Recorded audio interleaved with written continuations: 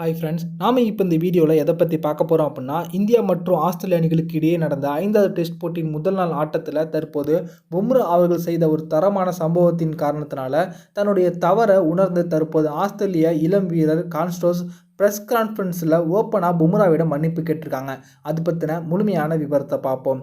India மற்றும் ஆஸ்திரேலிய அணிகளுக்கு இடையே 5 போட்டியில் கொண்ட பார்டர் கவாஸ்கர் டெஸ்ட் தொடரில் தற்போது 4 போட்டி முடிவடைந்திருக்கக்கூடிய நிலைமையில் ஆஸ்திரேலிய அணி தான் இந்த போட்டியில் 2-1 அப்படின்ற கணக்கில் முன்னிலை வகிக்கிறாங்க. கடைசி டெஸ்ட் போட்டி தற்போது மிகுந்த எதிர்பார்ப்போடு நடைபெற்று கொண்டிருக்கு. இந்த போட்டியில் இந்திய அணி வெற்றி பெற்றால் மட்டுமே உலக டெஸ்ட் சாம்பியன்ஷிப் இறுதிப் போட்டிக்குள்ளே நுழைய முடியும். அப்படி இருக்கும் பட்சத்தில் முதல் நாள் ஆட்டத்தில் தன்னுடைய முதல் இன்னிங்ஸில் இந்திய அணி 185 ரன்களுக்கு அனைத்து விக்கெட்டுகளையும் இழந்துட்டாங்க.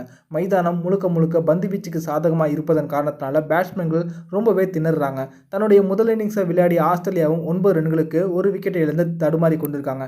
இதனால் நாளைய நாள் ஆட்டம் பார்த்தீங்கன்னா தற்போது எப்படி இருக்கும் அப்படின்ற ஒரு பெரிய எதிர்பார்ப்பை ரசிகர்களிடையே ஏற்படுத்தியிருக்கு.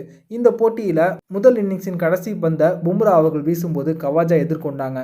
பும்ரா அவர்களுடைய பந்து வீச்சை எதிர்கொள்வதற்கு வேணுமெனே அவங்க பார்த்தீங்கன்னா தாமதம் பண்ணிக்கிட்டே இருந்தாங்க.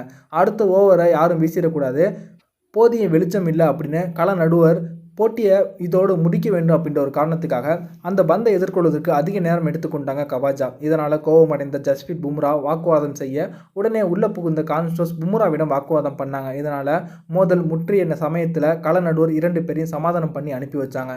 ஆனால் அடுத்த பந்திலேயே கவாஜாவுடைய விக்கெட்டை வீழ்த்தின ஜஸ்பிரீத் பும்ரா ஆக்ரோஷமாக அந்த ஒரு செலிப்ரேஷனை வெளிப்படுத்தினாங்க. மற்ற இந்திய வீரர்கள் அனைவருமே கான்ஸ்டோஸ் கிட்ட ஓடி வந்து ரொம்பவே ஆவேசமாக அவங்க கிட்ட செலிப்ரேஷன் பண்ண, அமைதியாக எதுவுமே பண்ண முடியாமல் கான்ஸ்டோஸ் வாயை மூடிட்டு வெளியில் போயிட்டாங்க.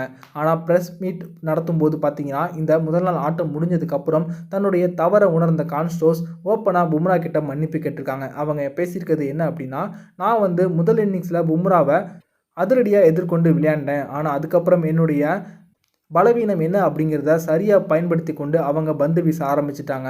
பும்ரா மாதிரியான ஒரு உலகத்தரம் வாய்ந்த பவுலரை எதிர்கொள்வது அப்படிங்கிறது ரொம்பவே ஒரு கடினமான விஷயந்தான். அவங்கக்கிட்ட தேவையில்லாமல் நான் வந்து தற்போது வாய் கொடுத்து வம்பை இழுத்துட்டேன். அதற்கு சரியான பதிலடியை அவங்க களத்தில் என்கிட்ட கொடுத்துட்டாங்க.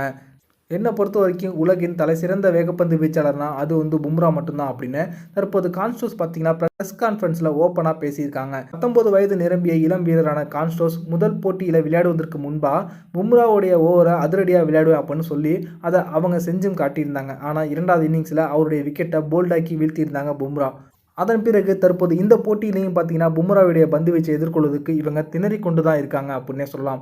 அதுவும் இவங்க பும்ராவிடம் வாய் கொடுத்து வம்பிழுத்த நேரத்தில் அடுத்த பந்திலேயே விக்கெட்டை வீழ்த்தினா பும்ரா அவர்களை பார்த்து இவங்க மிரண்டு போயிட்டாங்க. தற்போது அதன் காரணத்தினால தான் பும்ரா கிட்ட இவங்க மன்னிப்பு கேட்டிருக்காங்க அப்படிங்கிறது குறிப்பிடத்தக்கது. இந்த வீடியோ உங்களுக்கு பிடிச்சிருந்துச்சுன்னா லைக் பண்ணுங்கள், ஷேர் பண்ணுங்கள். நன்றி.